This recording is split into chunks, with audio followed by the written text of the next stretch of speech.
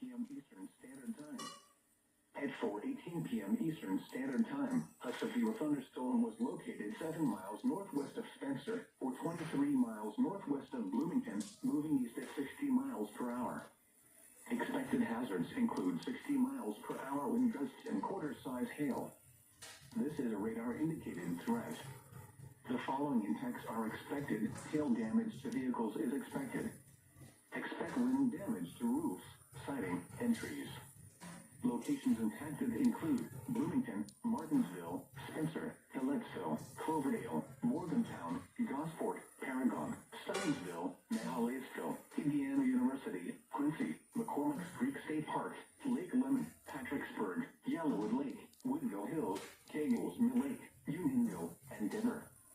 This includes Interstate 70 between mile markers 35 and 37. For your protection, move to an interior room on the lowest floor of a building. Repeating, a severe thunderstorm warning has been issued until 5 p.m. Eastern Standard Time for the following counties in Indiana: Brown, Clay, Monroe, Morgan, Owen, and Putnam.